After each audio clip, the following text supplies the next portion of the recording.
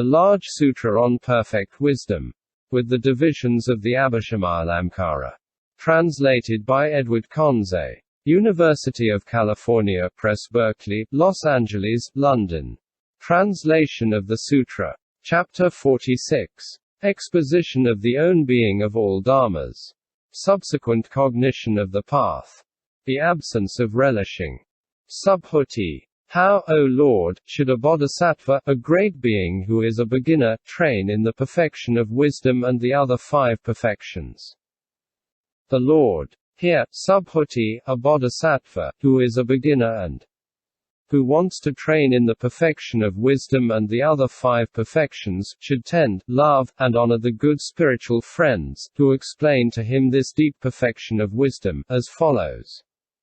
Come here, son of good family, whatever gift you may have given, whatever morality you may have guarded, too. Whatever wisdom you may have developed, all that, having made it common to all beings, do dedicate to the supreme enlightenment.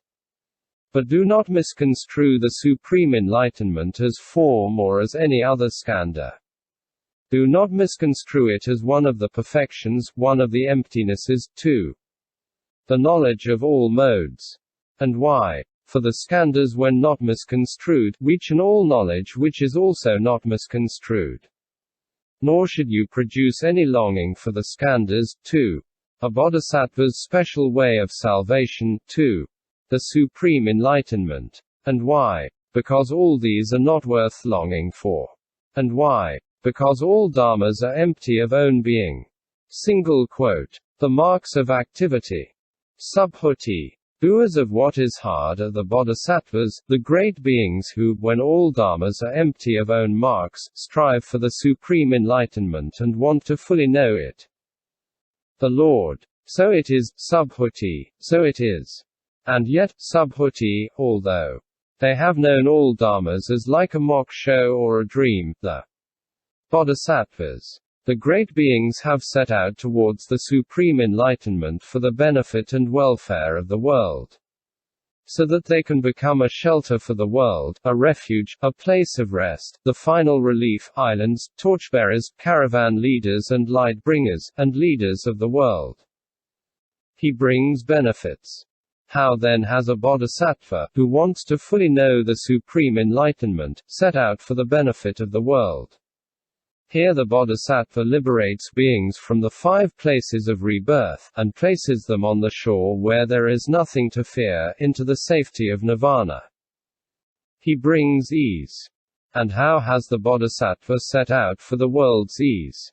Here the bodhisattva, the great being who wants to fully know the supreme enlightenment, liberates beings from physical ills, mental sadness, and despair, and places them on the shore where there is nothing to fear, into the safety of nirvana. He gives shelter. And how does the bodhisattva who wants to fully know the supreme enlightenment, become the world's shelter?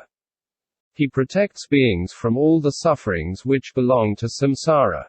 He demonstrates dharma so that these sufferings might be forsaken, and he leads the beings who have heard that dharma gradually to nirvana through the 3 vehicles. He gives refuge. And how does the bodhisattva who wants to fully know the supreme enlightenment, become a refuge for the world? He sets free from birth, decay, death, sorrow, lamentation, pain, sadness, and despair, those beings who are doomed to undergo these conditions, and he leads them to the realm of nirvana which leaves nothing behind. He provides a place of rest. And how does the bodhisattva, who wants to fully know the supreme enlightenment, become a resting place for beings?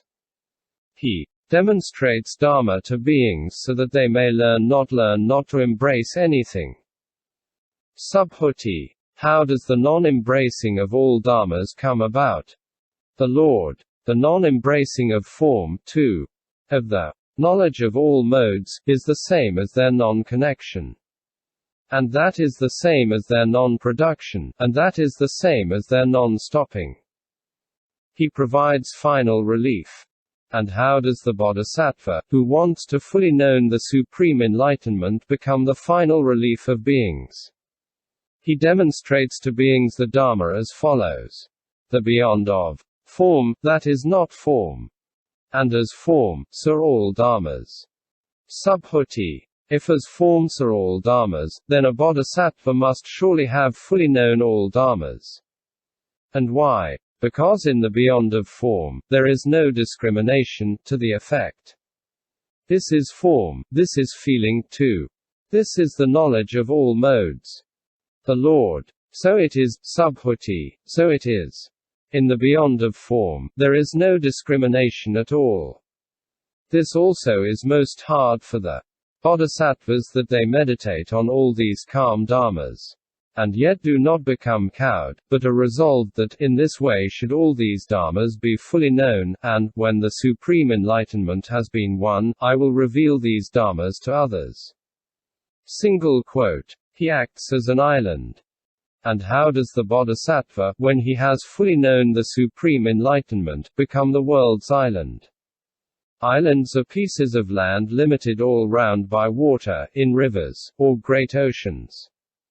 Just so form is limited at its beginning and end, and so everything up to the knowledge of all modes. By this limitation of their beginning and end are all dharmas circumscribed. And this limitation of all dharmas at their beginning and end is the calm quiet, the sublime. That which really is emptiness, non-basis. The non-annihilation of dharma, the extinction of craving, the non-embracing, dispassion, stopping, nirvana. T is thus that the bodhisattva, when he has fully known the supreme enlightenment, reveals these dharmas, so calm, so sublime. And how does the bodhisattva, when he has fully known the supreme enlightenment, become a torchbearer of beings, a light bringer to them? He reveals to beings the true meaning associated with the four means of conversion, and establishes them in it. And how does the bodhisattva, when he has fully known the supreme enlightenment, become a caravan leader to beings? He points out to beings who have set out on a bad road or who find themselves at some crossroads the one single suitable path, which is conducive to purity, the transcending all sorrows and misfortunes, the going to rest of physical ills and mental sadness, the attainment of the methodically correct dharma, and the realization of nirvana. He acts as a leader. And how does the bodhisattva, when he has fully known the supreme enlightenment, become a leader of beings? He demonstrates and reveals dharma for the sake of the non-production, non-stopping, non-defilement and non-purification of form, too, of the supreme enlightenment. He does not turn towards anything. And how does the bodhisattva, when he has fully known the supreme enlightenment, become the resort of beings? He demonstrates dharma to beings to the effect that form is situated in space, that the emptiness of form is situated so that it has not come, it neither comes nor goes. And why? For all dharmas are situated in emptiness, and from that situation they do not depart. And why? For of emptiness no coming or going can be apprehended. And so for the signless and wishless, situated in the unaffected are all dharmas, and they do not depart from that situation. And why? Because of the unaffected no coming or going can be apprehended. The non-realization of the fruit. For all dharmas are situated in non-production and non-stopping, and from that situation they do not depart. And why? Because of non-production and non-stopping no coming or going can be apprehended. And the same formula is applied to non-defilement and non-purification, dream, magical illusion, echo, reflection, mirage, firewheel, magical creation, endless and boundless, unrecoverable and unremovable, non-addition and non-subtraction. For all dharmas have not come, and from that situation they do not depart. And why? Because non-coming, coming, and going cannot be apprehended. Likewise all dharmas are situated in non-toiling and absence of toiling. They are situated in non-binding and unbinding, they are situated in non-joining and disjoining. They are situated in the self, and from that situation they do not depart. And why? Because absolutely a self does not exist. How could its coming and going take place? And as for the self, so for being, living soul, too. One who sees. And in the same sense all dharmas are situated in permanence, ease, the self, the lovely. And likewise in impermanence, ill, not self, and the unlovely. In greed, hate, delusion, wrong views. For an entity made by false views does not exist, how can the false views themselves take place? For situated in suchness are all dharmas, and from that situation they do not depart. And why? Because the coming or going of suchness cannot be apprehended. And so for the dharma element, the reality limit, sameness, the unthinkable element, and immobility, he becomes a means of salvation. For all dharmas are situated in form, and from that situation they do not depart. And why? Because absolutely form does not exist. How could its coming or going take place? And so for the other four skandhas, the six perfections, the various kinds of emptiness, the fruits, too. The supreme enlightenment. Subhuti. Who will there firmly believe in this so deep perfection of wisdom? The Lord. Those bodhisattvas, great beings, subhuti, who have formerly coursed in the direction of full enlightenment, who have done the duties under the jhanas of the past, have matured wholesome roots under the jhanas of the past, have honored many hundreds of thousands of niyutas of kotis of Buddhas, and have been taken hold of by the good spiritual friends, they will firmly believe in this deep perfection of wisdom. The marks of own being.